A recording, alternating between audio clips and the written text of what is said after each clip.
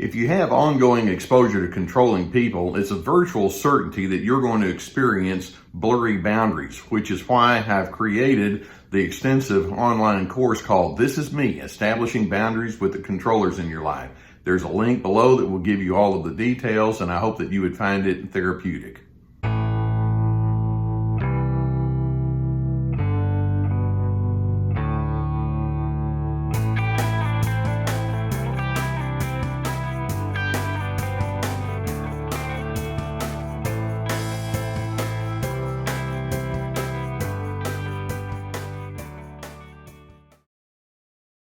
Through the decades as I was engaging with individuals in my therapy office, there would be a fine tension that I would want to maintain in a proper balance between myself and the individual there in front of me.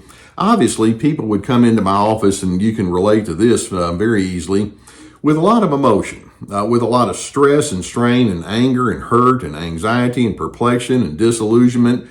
And it's like I'm doing the best that I can to try to engage with the world in front of me, but it's not working out very well. And I would, of course, want to acknowledge, well, your emotions are legitimate. It's okay for you to feel what you want to feel. But the other side of the equation is I would also want to let it be known we're going to need to approach your circumstances with a certain amount of emotional sobriety. One of the things the narcissist takes great delight in is they take delight in you being way off the rails emotionally. They absolutely love it when you have all sorts of strain and stress emotionally that apparently you're not able to manage well, because that allows them to say, see, you're the crazy one in this equation. And so when we talk about you having an emotional sobriety, we're going to say, yes, you want to allow yourself to have the emotion that you have, but you also want to go with the notion that says, but when it's necessary, I'm going to keep my emotions in check for the purpose of me finding stability in my own life. My emotions aren't going to completely run away with me. Now, let's keep in mind that if you do go into that high and dysregulated form of emotion with the narcissist, for example, you're crying too much, or you're angry too much, or you're too defensive or tense, it's going to just trigger all sorts of not so wonderful responses in them toward you, because once they begin understanding or sensing that you're at a very unstable place, they'll just start piling on the shame toward you. It's like you're already feeling negatively. I'll make you feel even more that way. Your emotional dysregulation in their mind will validate that you are indeed a weak person. Therefore, you need them to overcome you because that's the way they think. They'll actually take permission when you are emotionally off-centered for them to be emotionally off-centered. And then what they do is they turn around and they blame you for it. So if you're mad and they get mad and they start screaming and yelling at you or holding you in disdain, it's like, well, you set the whole thing up. They'll allow your emotional dysregulation can sometimes allow them to take the role as the victim. And I'm not saying you're responsible for what they feel, but that's how they interpret it. And in essence, as you have a less than steady emotional reaction with the narcissist, they're just going to try to find a way to work that to their advantage and your disadvantage. So it's going to be of utmost importance for you to understand what emotional sobriety looks like and what's going to be required of you to get to that place. And again, I want to reiterate, it's not inappropriate for you to feel much of the emotion that you do feel with that person. It's just that narcissist is not a safe person to feel what you feel with, and so we need to make adjustments accordingly. So I hope you understand that as clearly as I can make it. Now, first and foremost, when we talk about you developing emotional sobriety, we're talking about the whole concept, frankly, of relationship boundaries. The emotionally sober individual understands who is responsible for what, and that's what boundaries is all about. For example, in your sobriety, emotionally, you realize you're not responsible for making that other person be logical.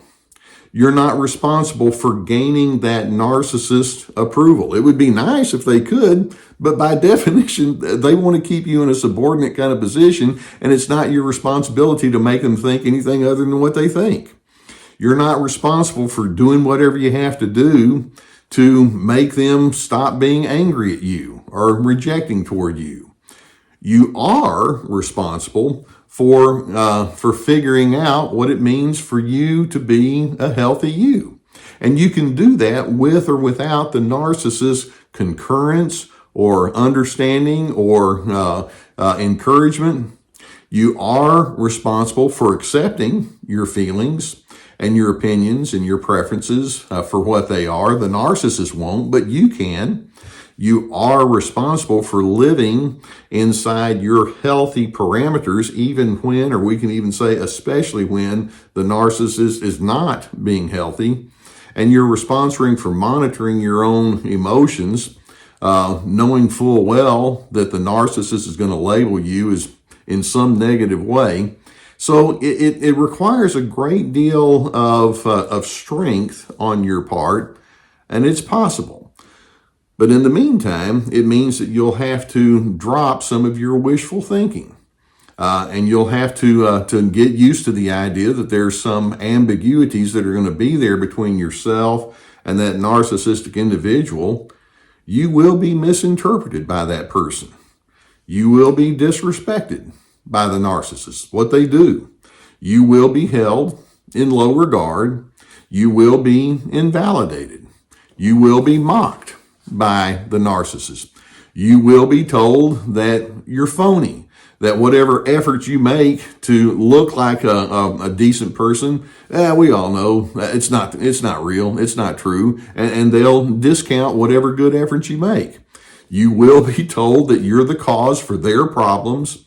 The narcissist will refuse to say things like, I have a lot of soul searching to do. They'll say that about you, but not about themselves. The narcissist will not say, you've made mistakes, I make mistakes too, why don't we just call it even? The narcissist will not say, when we differ, we could both see this as being a good learning opportunity.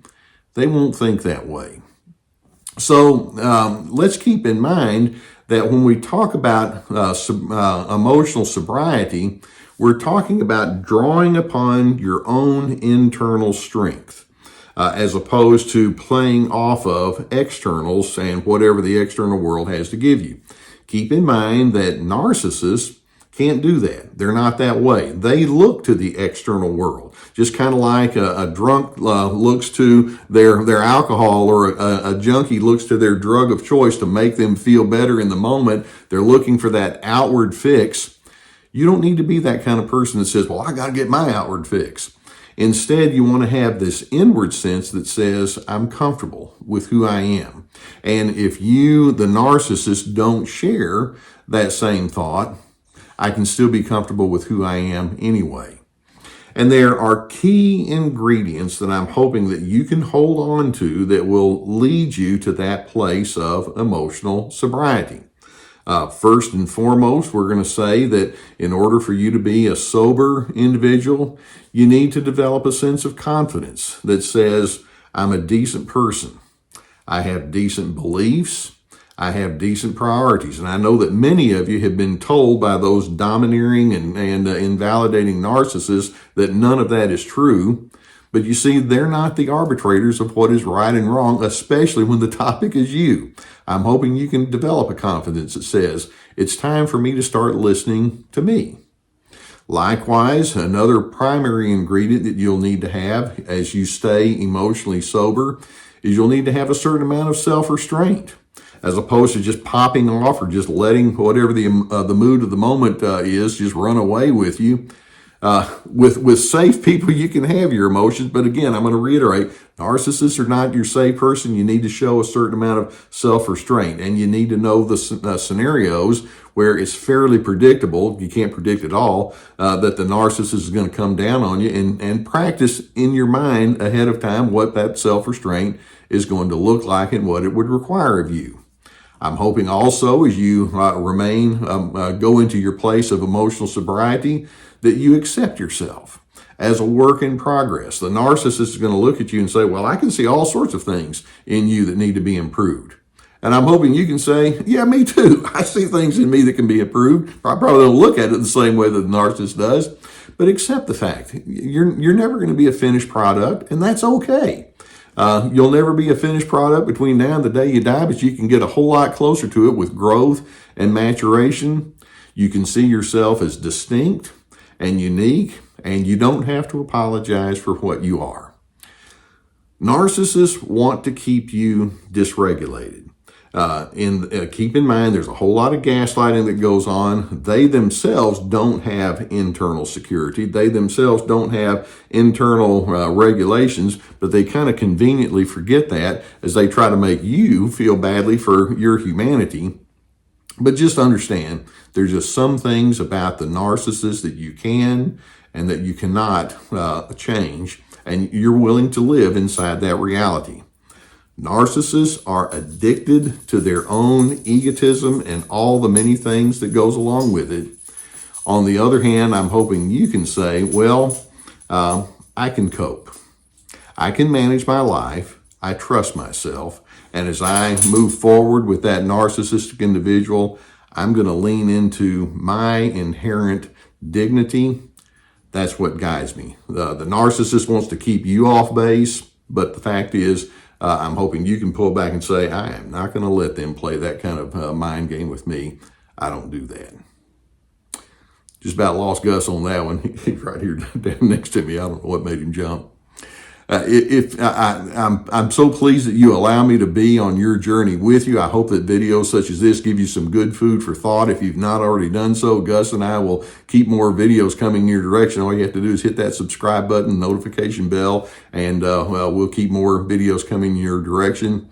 I know that many times you could think, yeah, I could use some help. And speaking about myself being a therapist, my entire career, I've been obviously referring people to finding therapy, and I'm so pleased to say that we have the people at BetterHelp.com that sponsor us. There's a whole team of licensed professional therapists that you could choose from. We have a link below that would take you to their website. If that's something you need, I would strongly encourage you to go in that direction. We also have my therapeutic courses, and these are very extensive. I put a lot of work into them, and they would require a lot of work from you. Each course has multiple videos with teaching documents, guided questions. We have Ready, Set, Connect about making good connection skills. This is me about having those boundaries I'm talking about, free to be, finding yourself despite the controllers. We have my podcast. For those of you in the podcast world, we have books, and we have other resources below with our website and other kind of things. Narcissists love it when you get emotionally off kilter. I'm hoping that you can stay emotionally sober and that you can stay emotionally steady, because in doing so, it allows you to live into our mantra here on Team Healthy: dignity, respect, and civility, because I'm hoping that you can become adept at living into your mindset that will take you towards personal peace.